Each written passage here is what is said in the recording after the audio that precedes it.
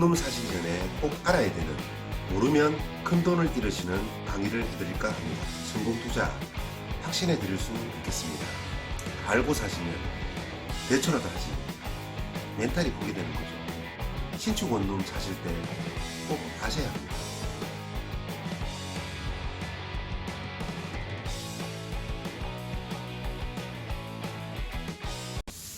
매수를 하시기 전에 고민되는 부분 있죠.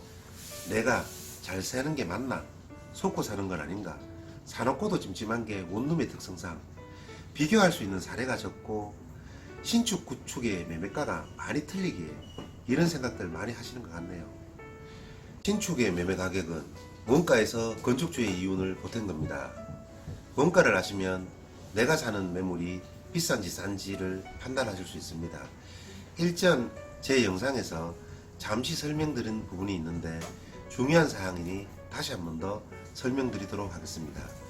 신축 건물의 원가는 토지 비용 더하기 건축비입니다. 건축비는 다른 시간 쪽에서 다시 한 번 더 말씀드리겠습니다. 주택의 경우 저희 지역은 평당 350만원에서 450만원까지로 생각하시면 됩니다. 작은 평수는 평당 건축비가 높고 큰 평수는 건축비가 낮다는 게 중론입니다. 근래 층간소음, 내진 설계, 그리고 양도세, 가산세, 소득세 등등 그로 인해 건축비가 엄청 올라갔습니다. 앞으로 착공하는 건설 현장은 종합건설 면허를 가지신 분들이 지으시니 건축비는 더 상승될 것 같네요. 그래서 신축은 예전처럼 막 늘어나지 않을 것 같습니다. 원가 계산하는 방법 가르쳐 드리겠습니다. 예를 들어 60평짜리 다가구 주택을 매수하신다고 하시면 일단 신축 부지 가격은 밸류맵이나 매물 목록을 통하여 확인해 보시면 됩니다. 예를 들어 부지 가격 평당 1000만원 잡으면 60평의 부지 매입비는 6억입니다. 60평 다가구 주택의 건축 면적은 일반 주거지역일 경우 건폐율 60% 잡고 한층 바닥 면적 36평에 3개 층이면 108평입니다. 보통 1층 주차장은 필로티 구조이며 수익을 내기 위해서 1층에 상가를 넣어 지으시니 계산하기 쉽게 상가 면적이 12평 잡겠습니다. 400만원 잡고 주택 면적 108평에 상가 면적 12평 더하면 120평 400 곱하면 건축비가 4억 8천만원입니다. 그럼 총 이 매물의 원가는 1억 8천입니다. 보통의 건축주들은 13억 정도 매매가를 책정하시고 절충에 파시어 1억에서 2억 정도의 이윤을 취하십니다. 이 정도 매물을 지으려면 자기 자본이 최소 6억에서 7억 정도 들어갑니다. 이 정도 돈 넣고 토지 구입부터 준공까지 보통 1년 정도의 시간이 들여지는 거니 적정한 이윤입니다. 그런데 일부 매물들은 원가 11억짜리를 10억, 15억씩 내놓는 경우가 있습니다. 많이 있습니다. 그런 거 보고 신축은 비싸다라고 하는 겁니다. 사람마다 욕심이 다르고 물건 보는 눈이 주관적이다 보니 그런 것들이 있을 수밖에 없습니다. 신축 건물의 매매 가격은 원가 가산법을 계산법을 통하여 측정하신 속고 사는 일 적을 거라 생각됩니다. 구축이나 준신축의 경우 수익률이나 임금 매물의 시세나 실거래가 확인으로 적정 가격을 판단하시면 되겠습니다. 신축이든 구축이든 위치 좋고 호재 있으면 원가가 비교 사례보다 조금 비싸더라도 사셔야 합니다. 매수 시 매매 가격이나 인수 가격도 생각해야 하지만 또 중요한 거 있습니다. 취득세도 생각하셔야 합니다. 일단 주택의 경우 6억 이하 지방교육세 포함 1.1%, 9억 이하 2.2%, 9억 초과 3.3%입니다. 상가나 근린생활시설이나 오피스텔, 고시텔 등은 4.6%입니다. 매수 시 염두에 두셔야 합니다. 10억이라도 1층에 상가로 되어 있고 상가 평수가 어느 정도만 되면 주택 부분 취득세 2.2%로 됩니다. 이 부분 중요합니다. 1000만원 정도가 왔다 갔다 하는 거니까 사전에 중개업소 통하여 알아보시면 좋을 것 같네요. 10억짜리 원룸 취득세는 법무비 및 채권 매입비 등등 모든 걸 포함하면 3,500만원 정도 됩니다. 엄청 큰 돈입니다. 상가 4.6%에 비하면 적은 돈이나 그냥 사라지는 돈이기에 크네요. 구입하실 원룸이 주택 이외, 즉 고시텔, 오피스텔, 걸린 원룸이면 10억짜리 사시면 5천만원 가까이 내야 하니 매매가에 포함하시어 염두에 두세요. 그리고 또 중개보수도 매매가에 포함하셔야 되며, 중개보수는 6억 이상, 9억 미만일 때 0.5%, 9억 이상일 때는 0.9%의 협의입니다. 10억짜리 원룸도 보통 2, 3억으로 사시는 경우가 많습니다. 뒷돈이 몇천만 원씩 되는 건 부담일 수밖에 없습니다. 전문 중개인들에게 매매가 조정해달라고 하시고 추가 비용은 매도 시 양도세에서 혜택이 되니 투자라 생각하시면 마음 편할 듯 하네요. 저도 이런 세금 많이 내봤고 또 아깝습니다. 하지만 방법 없습니다. 10억 언저리의 상가주택은 꼭 중개인과 상의하세요. 취득세가 1,000만원 정도 차이 나니 상의 후 매수 바랍니다. 그래도 취득세나 양도세는 원룸 즉 다가구 주택이 다른 부동산에 비하여 쌉니다. 원룸 양도세의 절세는 따로 다음 시간 내서 설명드리겠습니다.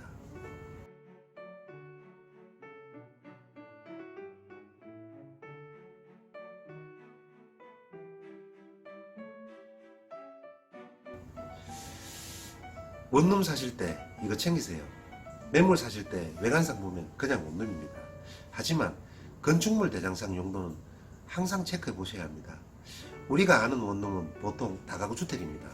다가구 주택은 층수가 3개층 이하이고 바닥 면적의 합이 200평 이하이며 19세대 이하로 지어야 합니다.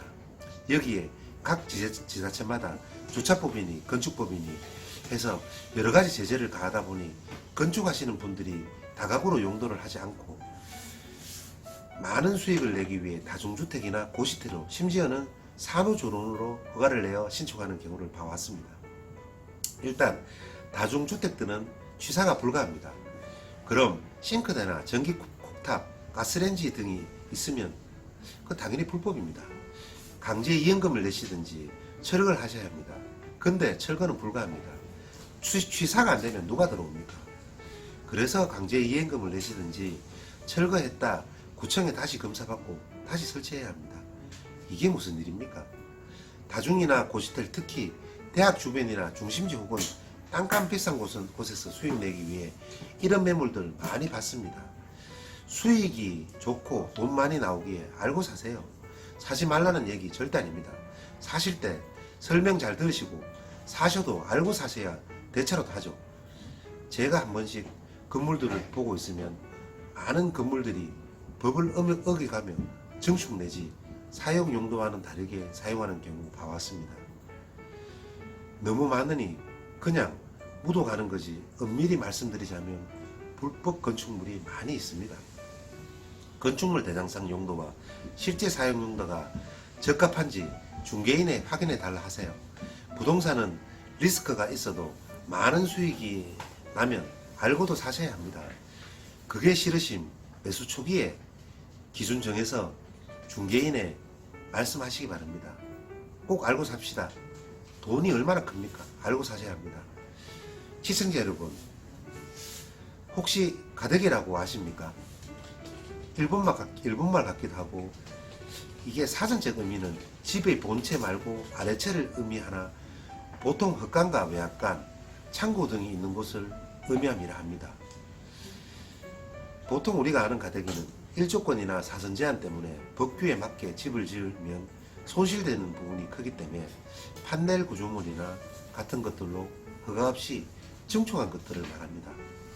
원룸 보러 다니신 이런 것들 많이 보실 겁니다.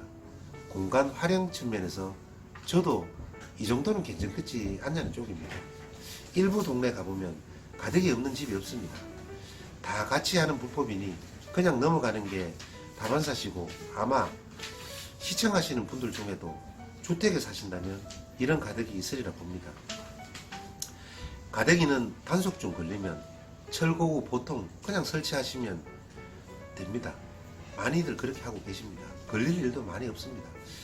제 생각으로는 아파트 거실 확장한 불법보다 조금 센 것쯤으로 생각하시면 됩니다. 그런데 말입니다. 이 가대기가 방이나 욕실에 있다면 어떻게 될까요? 철거 가능할까요? 아니면 이행강제금을 계속 내야 합니까? 집 사실 때 방이나 거실 부분이 이걸로 되어 있으면 절대 안 됩니다. 그런 게 있냐고요? 있으니 하는 말 아닙니까? 집 보다 보면 심하면 정말 이렇게 된 집들 많이 있습니다. 이런 거 조심하셔야 합니다. 꼼꼼히 보시고 전문 중개들과 같이 보세요. 저도 제 지인 땅 사러 가는데 따라가 봤습니다. 큰 돈 못 주더라고요. 부동산마다 전문 분야 있습니다. 그분들과 좋은 투자하세요. 부탁드립니다. 가대기 대처법도 있습니다. 조치법처럼 한시적으로 하는 건데 불법 건축물 양성화 특별법이라고 몇 년에 한 번 정도 시행하더라고요. 불법 건축물로 고심이시라면 이때 양성화 꼭 하시기 바랍니다. 집 살 때 체크 부탁드립니다. 또 이거 중요합니다. 집 살 때 세입자 방 크기 알아야 합니다. 다 살고 있는데 어떻게 하냐고요? 한두 개 볼 수 있으면 보시고, 그러지 않더라도 제 설명 잘 들으시고 사실 매물과 비교해 보시면 이해되시리라 봅니다. 일단 괜찮은 원룸의 크기는 전용 면적 7평입니다. 전용 7평이면 분리형의 베란다, 화장실, 주방 등 어느 정도 배치될 수 있는 크기 정도 됩니다. 투룸은 전용 10평 정도 돼야 합니다. 3룸의 경우 13평에서 15평 정도 되어야 방 2개에 거실 베란다까지 가능한 그런 집이 나옵니다. 원룸이 전용 7평 정도 되어야 쉽게 35만원 정도 받을 수 있습니다. 대학교 주변이나 다중주택 같은 경우엔 4평짜리 그런 것들도 있습니다. 이렇게 되면 현재는 공급이 많기에 또 수요가 많기에 어느 정도 받겠지만 대학생 수가 줄어든다든지 상권이 변하여 중심지가 옮겨질 경우 방어할 수 없습니다. 내가 살 원룸의 크기는 건축물 대장상 한 층의 바닥 면적을 확인해 보시면 됩니다. 건축물 대장상 연면적이나 각 층 면적은 기재되어 있으니 거기다 계단 면적 빼시고 방 크기를 유추해 보시면 내가 살 원룸의 방 크기는 예측이 됩니다. 계단 면적은 보통 3평 반에서 4평가량 됩니다. 대지 60평 기준으로 건폐율 60% 잡고 한 층의 바닥 면적은 36평입니다. 계단 면적 공제하고 나면 32평 정도 되는데 이때 원룸 3개, 투룸 하나 정도 있으면 괜찮은 방 크기입니다. 이유는 즉 원룸 3개, 7평 잡고 총 3개면 21평, 투룸 하나 10평, 그러면 총 합이 31평이죠. 그럼 한 평 내지 한 평 반이 남으니 남는 면적만큼 다른 방 사이즈가 커지니 이 정도면 괜찮은 크기를 할 만합니다. 그런데 같은 60평에 바닥 면적이 36평, 계단 공제하고 32평 되는데 원룸 2개에 투룸 2개 들어가 있는 경우라든지 원룸 3개에 3룸 1개 들어가 있으면 무리해서 방을 만든 거죠. 신축 당시에는 새거라 좀 비싸도 새가 놓아지는데 시간이 지나면 이런 방은 경쟁에서 밀리고 적정 가격을 못 받게 됩니다. 복잡한 부분이라 설명드린다고 드렸는데 헷갈리시죠?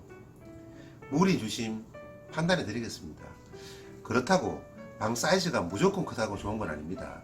위의 예시처럼 60평 대지에 원룸을 11평으로 3개 만들었을 때 원룸 월세는 한계가 있습니다.